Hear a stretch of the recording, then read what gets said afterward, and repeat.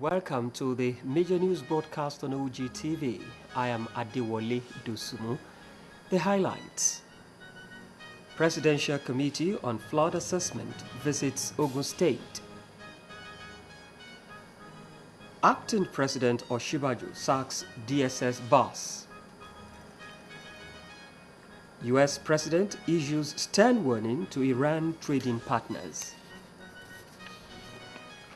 It is not in the stars to hold our destiny, but in ourselves. The Presidential Committee on Flood Assessment, led by Professor Emmanuel Adamu, has visited Ogun State to see the recent damage done by flood and give recommendations to the President. Governor's Office correspondent Bumi Adigun completes the report. Friday in Abeokuta, when a 3 hours rain resulted to a flash flood, destroyed properties worth millions of naira, most especially at the riverbank. Governor Ibikunle Amosun swiftly moved to allay fears of the people by constituting gangs who daily moved around affected areas and ensure things returned to normalcy. This was followed by the visit of the Vice President, Professor Yemi Osinbajo, to the state capital for an on-the-spot assessment. Another Presidential Committee on Flood Assessment, led by Professor Emmanuel Adamu, is in the state technically to ascertain the causes and make some recommendations to the President. We went round from Odoeran through Okelantoro to Sokori and then River Oshun, and we River Ogun River. Okay. And we found that there were lots and lots of devastations along the valley, especially where there are valley bends. And so it's devastating. It's really bad. And what is now the next step?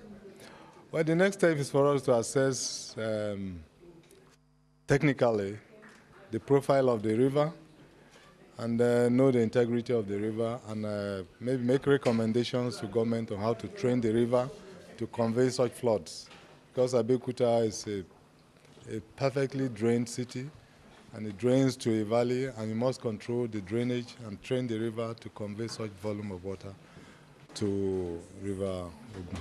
Received by Governor Ibikunle Amosun, Professor Adamu speaks on their findings and many other things surrounding the damage done. Well, I can't tell you until we make our presentation to the President, then he can take, but I'm sure they will react because this is rainy season and action should be taken very quickly, I believe.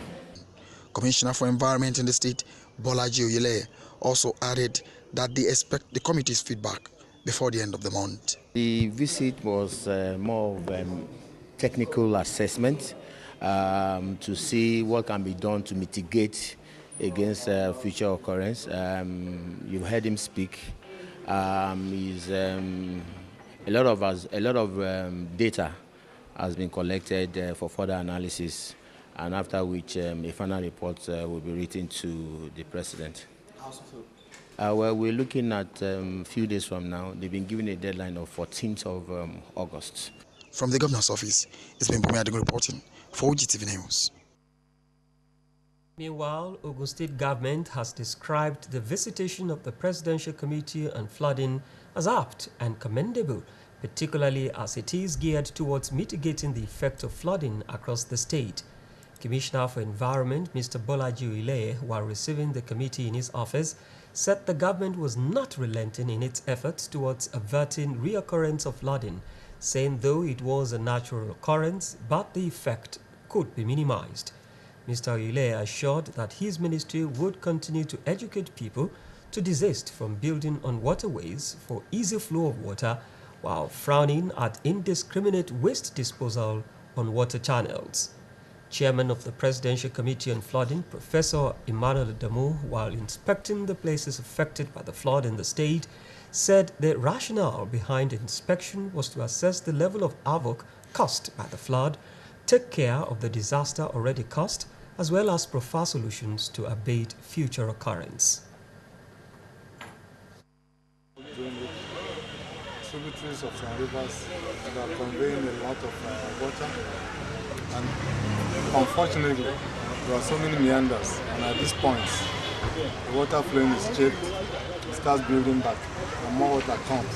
So we have temporary build back that was inundating houses in the valleys. Affected by the committee include Oduero in Abiola Way, Lantoro, Abule Oloni, Ago Ijesha, Ijeun Titun, Isale Igbeyin, Isale Oja Kuto, Ijeja, Amolasho, Liberty Road, Shukuri, among others in the state. Ogun State Governor Senator Ibikule Amosu has received in his office the new state coordinator of the National Youth Service Corps, Mrs. Josephine Bakri, in his Okemosa office. Mrs. Bakri commends Ogun State government on its many giant strides and support for NYSC scheme in the state. Governor's office correspondent Bumi Adigun has the details. At the mention of the National Youth Service Corps, what first comes to mind is that man that conceived the idea, who is from Ogun State, Professor Adebayo Adedeji, and the scheme has served its purpose of uniting and bringing people closer to ensure Nigeria remains one. The new coordinator of the scheme in Ogun State is on a courtesy call on the office of the governor. Sir, I have come this morning to introduce myself to you, of course, brought here by my chairman, the Honorable Commissioner for Youth and Sports, as the new state coordinator of the National Youth Service Corps in Ogun State. To congratulate Ogun State in a special way, not only for the likes of Dicken, but also, sir, for the fact that Ogun State must raise its head as the best head when it comes to NYSC. Why do I say that, sir? Our daddy of blessed memory, Professor Adebayo Adedeji, CFR, the Olotufore of Ijebu Ode and the Ashiwaju of Ijebu land, was the brain behind the National Youth Service Corps. It was his baby. It was his idea. And so like the proverbial Joseph, that Pharaoh said, you have all the ideas. Okay, come and do it. That was how Gowon said to him, you have all the ideas. I don't have it. Come and be the chairman of the NYSC governing board. And he bettered this scheme. And this scheme is 45 years old this year, sir. Mrs. Josephine Bakari commends Senator Ibikule Amosu on his many achievements, which has transformed the state socioeconomically. But I must say, Your Excellency, that the kind of development that I've seen in this state means that you are an achiever. I knew how Okelewo was because my children's school was there, sir. But now it's a London of its own. I knew how Mansheke was late last year when I came. But when I came back now, sir, transformation everywhere. I said, little wonder that the state government decided to do a symposium for the year on the theme, the transformation agenda. There is indeed a great deal of transformation, I must say, not just in Abeokuta. I've passed through Ijebu, Ijebu Ode, and other places, and I've seen this great transformation. Ekushe, sir. Governor Amosu thanked the new coordinator for the visit, as he also did to lead Professor Adebayo Adedeji for conceiving the idea, as he promised to support the scheme in all fronts in the state. I served in Benue State. Until today, I have that fond memories. I don't know of any other scheme or any other program that binds us together as a nation. The closest to it is just something that come and go, and that's probably when we are playing football. NYSC represent and typify what should be our guiding principle, that we should talk more on those things that bind us, that unite us, and speak less of those things that divide us. From the governor's office, Ezwin Bumi Adigun reporting for OGTV News. All Nigerians need to be involved in agriculture if the nation will achieve food security.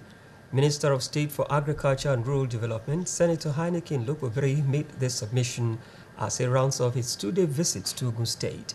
Tunde Olaniro reports. Our delegation of the Ogun State government, led by the Deputy Governor, Chief Mrs. Yetunde Onanuga, and the federal government counterpart, led by the Minister of State for Agriculture and Rural Development, Senator Henikin Lobopiri, visited the massive hectares of rice plantation in Egua, Yewa North local government area of Ogun State. Coincidentally, the team visited when about 100 hectares of the rice farm was being harvested. The government of Ogun State is ready to put rice on the table of every Ogun State indigene. Apart from that, the whole of Nigeria, if possible. Today, the federal government has also assisted us in planting another 100 hectares of land, which is being harvested right now. So by the time we put all those ones together and the ones that we have planted that are almost ready for harvesting, you'll see that we have enough rice to sell. Yeah, I've already had talks with Excellency Deputy Governor and the Commissioner for Agric, and I've told them to give me a checklist of what they want. And we have a lot of equipment that we, give to states at a highly subsidized rate, and we'll be willing to give them whatever that is available. Rice is a major staple food in the country, and every state needs to emulate Ogun State in this regard. We are in regular collaboration with the federal government and then, of course, the World Bank to ensure that our farmers are not left behind. We'll continue to assist them to do their own farming. In other states, some farmers have been able to do 2 cycles, but I want to see how they can do at least 3. And that's why if you look now, you will see some proposed irrigation facilities that will be able to ensure that farmers do not wait for the rainy season to be able to farm. They should be able to farm at least 2-3 times in a year, and that will be more money in their pockets, more food, for Nigerians. The team also visited the rice processing mill at Shawonjo and tractor hiring center in the town. The farmers and chairman of the local government area note that the economy of the area has been revamped. With the farm we are having here, with what we are going to reap this year, with what is going to be the benefit and the take-home of the farmers this year, I know farmers are going to be counted among the millionaires we have in Nigeria. Thank our people for keying to this kind of program, and I want to believe that our people will keep it up and continue to enjoy it. And this has changed our socio-economic environment. The visit of the minister will achieve quite a lot of objectives and has showcased the massive investment of Ogun State government in agriculture, as well as what the federal government will do in the agriculture sector in the state. Tunde Olaniro, OGTV News. Social etiquette, vocational skills, and information communication technology are key elements for youth development and for social advancement. This formed the crux of messages by resource persons at Day 3 of the Ogun State Summer Camp at Akiogukola Model School, Akiali, in Ewekoro local government area. Yusuf Ganiu reports.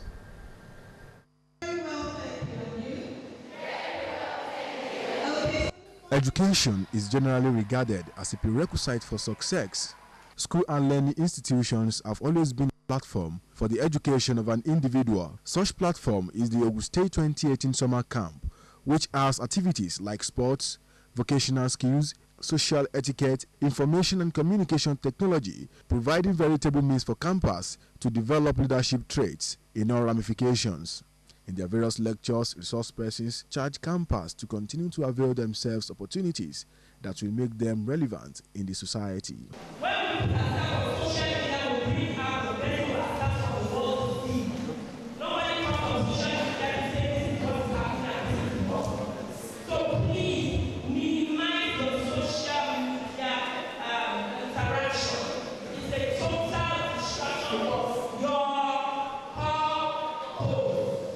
Social etiquette before we always lived with the assumption that it was for adults, bringing out finees, bringing out lessons of grace and courtesy.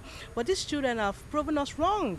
They are eager to switch from being just girls to ladies, switch from being just boys to gentlemen. They are excited to want to put up a good impression. Rector of the Ogun State Polytechnic, Ipokia, Dr. Adiola Odedino, commends the current administration for the platform, which he says will enable the children prepared properly for future responsibilities. Yes, the summer camp is great because these are leaders of today, not of tomorrow, because they are representing all their children. And whatever they learn here will filter to all other young people over there. And when you want to make it good and great in life, you start with this kind of event. To the campus, every moment and activity in the camp has been awesome and educative. And I'm very happy to be here. It's the first time I'm going to be here. And so far that I've been in summer camp, I've learned a lot as the power that is behind interaction with other people. I learned a lot, you know, the people that came here, the children, they were so accommodating. The people here, they took care of us very well. How to speak out, how to be bold, then to say no to everything that is with pornography and the person that is molesting you. And I've learned so far in Ogun State Summer Camp. The 2018 Ogun Summer Camp has been a yearly event focusing on acquisition of knowledge, interaction, fun and skills. Yusuf Ganiyu, OGTV News. Ogun State Commissioner for Education, Science and Technology, Mrs. Modupe Mujota, has expressed the state government's readiness to partner with Association of Skilled and Vocational Assistants of Nigeria, ASVAN, in skills and vocational acquisition. Mrs. Mujota, while addressing the United Nations International Development Organization, UNIDO, National Project Coordinator, Mr. Francis Uko, and ASVAN members in our office, said the proposed partnership will cover areas of logistics such as venue, time, curriculum development for the training and resource persons.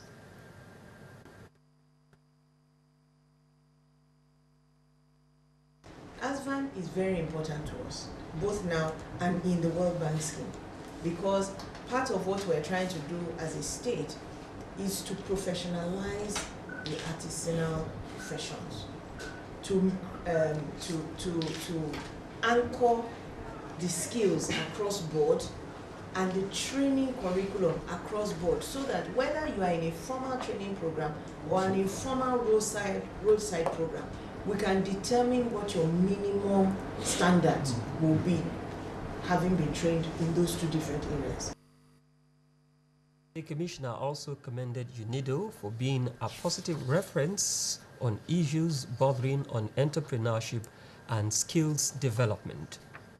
This, she noted, was in line with international best practices. In his remarks, Mr. Francis Uko, UNIDO National Project Coordinator, and the Chairman Association of Skilled and Vocational Artisans of Nigeria, Comrade Adekunle Shodabola, applauded the state government's initiative as they pledged their support towards actualization of the program.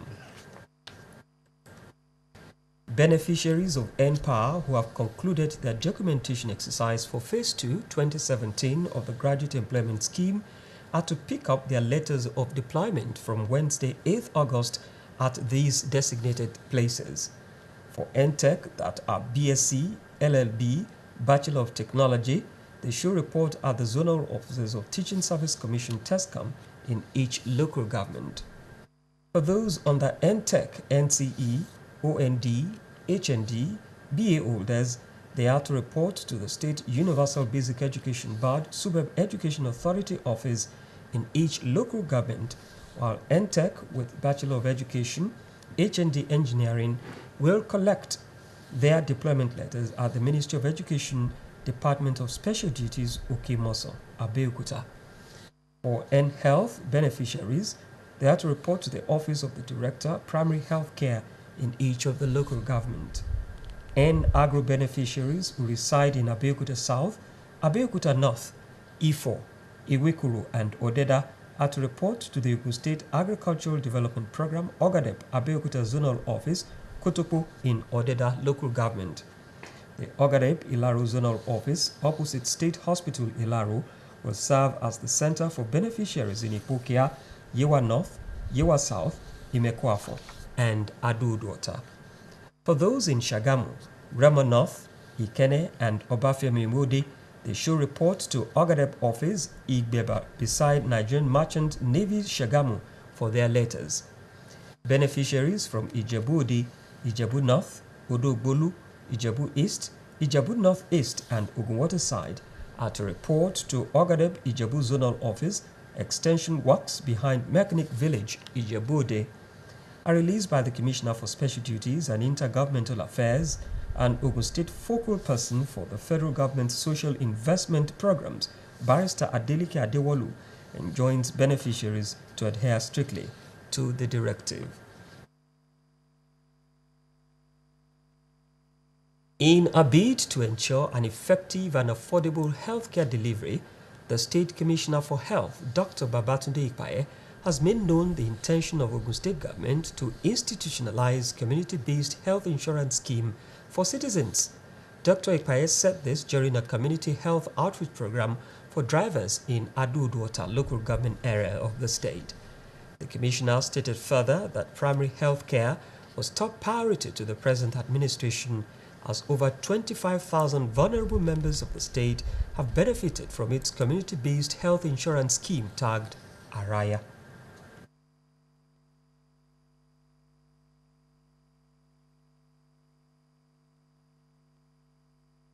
That we have not only institutionalized social insurance scheme for those who have not tagged Araya. Presently we provide services for about 28,000 indigent people who will take, and they don't have to pay for services that we take from service. We also institutionalize the value fund. We know that we make contribution insurance scheme the other of the day to ensure that the 7.2 million people have access to quality health services.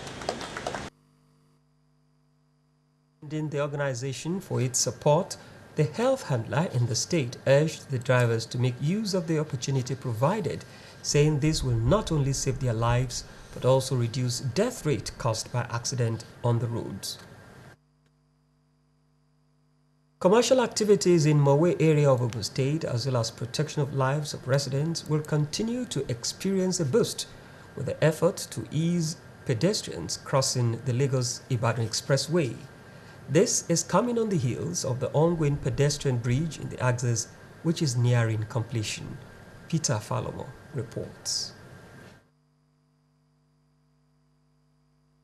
Commissioned in August 1978 during the administration of the former head of state, Chief Olusegun Obasanjo, the Lagos-Ibadan Expressway, approximately 127-kilometer stretch, remains a major route to the northern and eastern parts of the country. 40 years after the commission of the expressway, countless number of people have lost their lives in a bid to cross to either side of the road. However, with the advent of the current administration in Ogun State, residents of Mowe area are looking forward to the completion of the footbridge, which will give them a sigh of relief. Maybe 6 months, maybe 7 months. Yeah, strong. This is strong. This is all strong, no problem. Plenty years. Some residents in the area could not, but share their opinions on the footbridge. It will reduce the death rate of the people crossing the road. The road is fantastic. Kudos to the governor, Ogun State. Very important advantages due to the accident on this place. It's very important to the regime itself. We thank God for Amosu. Yeah, I appreciate the governor for the good work he's doing. He's doing a fantastic job. Because I'm coming from Abeokuta now, and I saw some things that he's doing there too. I can believe that he's doing a very good job.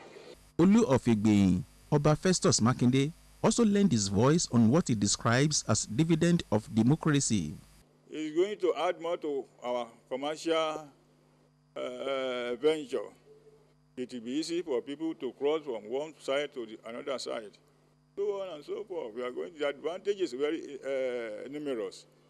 One of the engineers on site calls for more patience from the people against disturbances in their bid to cross to either side of the road, particularly with heavy-duty equipment being used on site. For the main time we are having, we have like less than 1 month now to finish this job for them. So make them exercise more patience so that they can be using this bridge. This is indeed another testimony of infrastructure developments of the current administration in Ogun State. And of course, this will help the people in Mowe area and other visitors that will need to cross the express road. From Mowe, Peter Falomo, OGTV News. The acting president, Yemi Osinbajo, has directed the termination of the appointment of the Director General, State Security Service, Lawal Musa Daura, with immediate effect. A statement signed by the Senior Special Assistant to the President, Office of the Vice President, Lalu Akode in Abuja, stated that Mr. Daura has been directed to hand over to the most senior officer of the State Security Service until further notice. Meanwhile, Matthew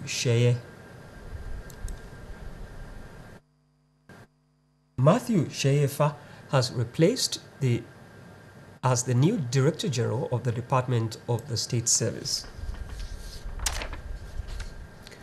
Ogun State Muslim Pilgrims Welfare Board will commence the airlift of pilgrims from Nigeria to the Kingdom of Saudi Arabia as from Thursday, 9th August 2018.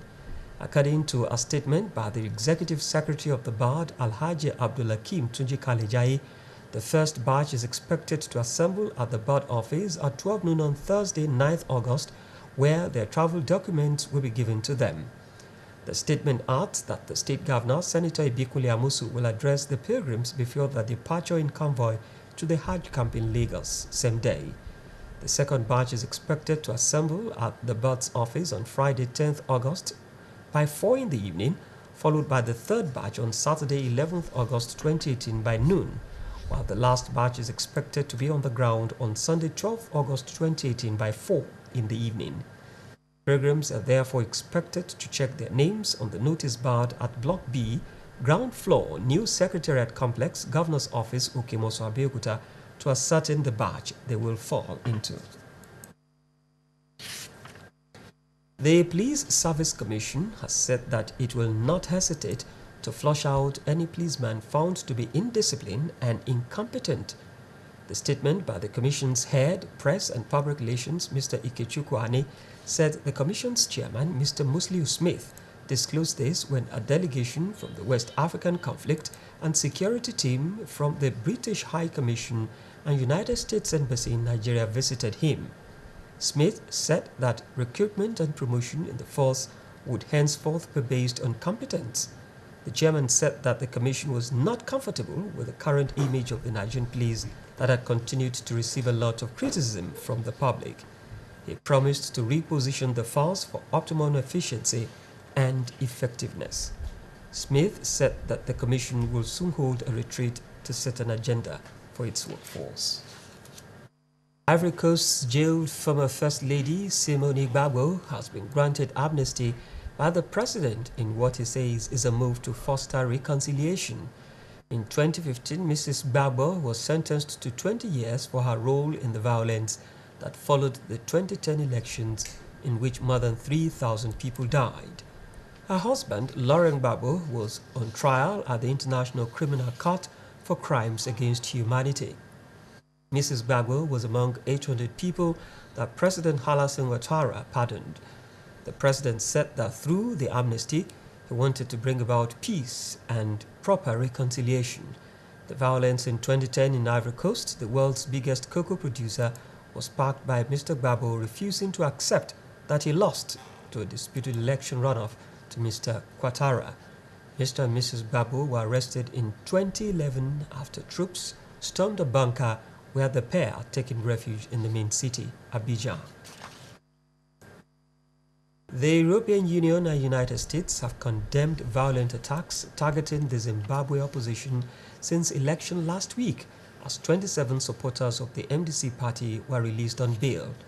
President Emmerson Ouattara, declared winner of the country's first ballot since the downfall of Robert Mugabe, again vowed to protect rights, but the government has been accused of overseeing a brutal post-vote crackdown.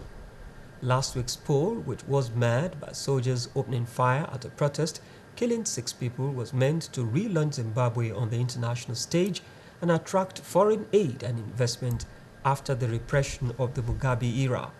The eruption of violence stands in sharp contrast to the high hopes and expectations for a peaceful, inconclusive, transparent and credible election, said a joint statement from the EU, US, Canada and Switzerland. It called for the government to ensure that Zimbabwean Defense Force act with restraint in full respect of international human rights norms. U.S. President Donald Trump has issued a strong warning to anyone trading with Iran following his reimposition of sanctions on the country. Some reimposed sanctions took effect overnight, and tougher ones relating to oil exports will begin in November. Iran's president said the measures were psychological warfare, which was aimed to sow division among Iranians. The sanctions followed the U.S. withdrawal from the Joint Comprehensive Plan of Action, also known as the Iran nuclear deal, earlier this year. The deal, negotiated during the presidency of Barack Obama, saw Iran limit its controversial nuclear activities in exchange for sanctions relief. Parts of Frankfurt Airport were evacuated on Tuesday and dozens of flights cancelled after a French family of 4 got past security despite a positive test for explosives. Police blamed it on an error by a security officer. This led to boarding being halted and a partial evacuation of Terminal 1. The family was later found, questioned, and allowed to travel. A police spokesman said one of them had not fully completed security checks. Police did not clarify what triggered the possible explosive tests. A similar incident on July 28 at Munich Airport caused 300 flights to be cancelled, affecting 30,000 people. Let's take you through the weather forecast for Wednesday.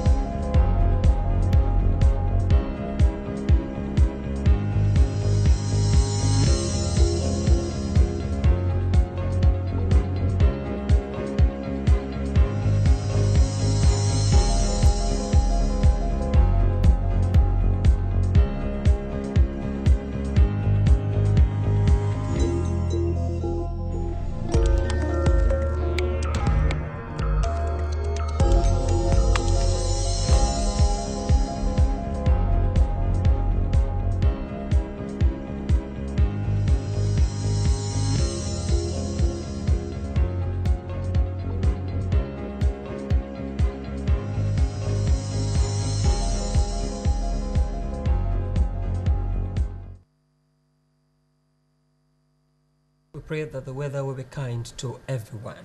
Remember, it is not the stars to hold our destiny, but in ourselves. Once again, let's take you through the high points of the bulletin. Presidential Committee on Flood Assessment has visited Ogun State. We have that Acting President Professor Yemi Osinbajo sacked Director General State Security Service Lawal Musa Daura. On the business segment, oil prices have risen as United States renewed sanctions against Iran. And on the foreign scene, United States President Donald Trump has issued a stern warning to Iran trading partners. While on sports, you heard that Japan has debated daylight saving time to avoid heat during 2020 Olympics. That concludes the news, and we thank you so much for being a part of it. Until tomorrow when we come your way again, it's bye.